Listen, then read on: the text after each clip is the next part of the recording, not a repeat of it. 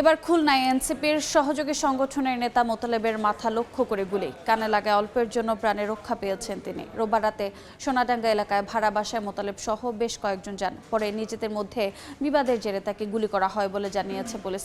বাসা থেকে একটি গুলির খোসা, মাদক সহ নানা সরঞ্জাম উদ্ধার করা হয়েছে। এদিকে গুলিবিদ্ধ হওয়ার পরপরই মোতালেবকে নেওয়া হয় খুলনা মেডিকেল কলেজ হাসপাতালে। মোতালেবের কান এবং মাথা ঘেঁষে গুলি বের হওয়ায় তিনি শঙ্কামুক্ত বলে জানিয়েছেন চিকিৎসক।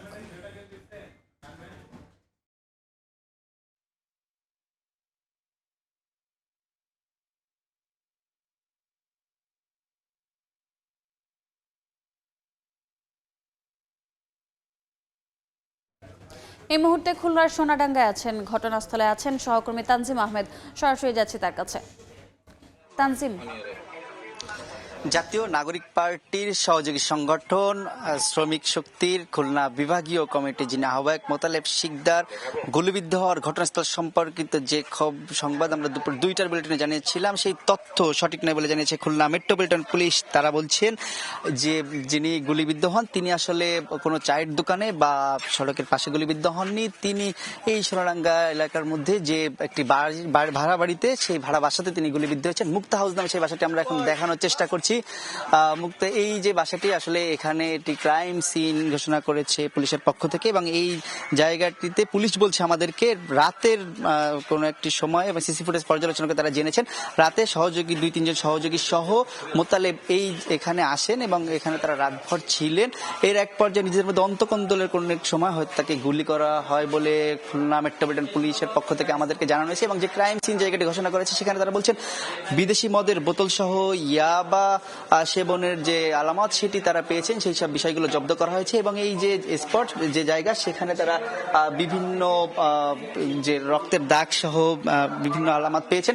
এতে আমরা দেখছি যে পুলিশের একাধিক ইউনিট আসলে এই জায়গাটিতে কাজ করছেন। এই জায়গার সম্পর্কিত তথ্য আমরা কিছুটা জানার চেষ্টা করেছি। মাস 2 আগে এই বাসাটি একজন নারী ভাড়া নেন তিনি এবং এখানে থাকতেন। এবং পুলিশের পক্ষ থেকে আমাদেরকে বলা হয়েছে বিভিন্ন সময় মোতালেব এখানে আসতেন এবং এর এক পর্যায়ে নিজেদের মধ্যে যারা একাধিক সহযোগী ছিলেন সেই অন্তকন্দলের ফলে আসলে তাকে গুলি করা হয়। তবে ঘটনার পরপরই আমাদেরকে মোতালেবের পরিবারের পক্ষ থেকে যেটি জানানো হয়েছিল, তারা বলছিলেন যে তিনি বাড়ি থেকে বের হয়ে এসে একটি চায়ের দোকানে, সোনাডাঙ্গা সার্জিক্যালের পাশে চায়ের দোকানে ছিলেন। ঠিক সেই সময়টিতে তাকে দুর্বৃত্তরা এসে ধরে নিয়ে যায়। 4-5 জন তাকে হেলমেট পরিহিত অবস্থায় এসে মারধর করে এবং তাকে গুলি করে ফেলে রেখে চলে যায়। পরে তাকে দ্রুত উদ্ধার করে খুলনা মেডিকেল কলেজ হাসপাতালে নেওয়া হয়। তবে আসলে পুলিশের পক্ষ থেকে সে সময় আমাদেরকে যেমনটি জানানো হয়েছিল, তারা বিস্তারিত জানানোর জন্য সময় চেয়েছিলেন। এর কিছুক্ষণের মধ্যে অর্থাৎ 3টার আগে তারা আসলে জানান যে ঘটনাস্থল আসলে রাস্তার পাশে নয়, সেটি এই যে মুক্তা হাউস নামে একটি ভাড়া বাসার নিচতলা, এবং সেখানে এই ঘটনা ঘটে। এরপরে আসলে কিন্তু গুলিবিদ্ধ হওয়ার পরপরই জাতীয় নাগরিক পার্টি বিভিন্ন স্তরের স্থানীয় নেতাকর্মীরা হাসপাতালে ছুটে আসেন। পুলিশের একাধিক ইউনিট কাজ শুরু করে এবং তারই ধারাবাহিকতায় কিন্তু তারা আসলে এই রহস্য উদ্ঘাটন করেছেন। একই সাথে তারা বলছেন যে সিসিটিভি ফুটেজ পর্যালোচনা সহ তাদের যে একাধিক ইউনিট কাজ করছে, তারা খুব দ্রুত সময়ে যারা এই ঘটনায় জড়িত তাদেরকে আটক করতে সক্ষম হবে না। একই সাথে যদি হাসপাতালে মোতালেবের শারীরিক অবস্থার কথা একটু জানিয়ে রাখতে চাই, সেখানে যারা হাসপাতাল কর্তৃপক্ষ আমাদেরকে জানিয়েছেন তিনি এই মুহূর্তে যে শারীরিক অবস্থা সেটি শঙ্কামুক্ত, অর্থাৎ তিনি স্বাভাবিকভাবে কথা বলেছেন চিকিৎসকদের সাথে এবং তার যে মাথার যে কানের পাশে গুলি লেগে এটি বেরিয়ে যায়, সেই জায়গাটি তারা একটি অপারেশনের মতো করেছেন এবং তারপরে এখন পর্যন্ত তিনি শঙ্কা মুক্ত অবস্থায় রয়েছেন বলে চিকিৎসকরা বলছেন আমাদেরকে। একটু যদি আমরা আসলে যিনি আহত মোতালেব তার পরিবারের সাথে কথা বলেছি, তার রাজনৈতিক যারা সহযোদ্ধা রয়েছেন তাদের সাথে কথা বলেছি।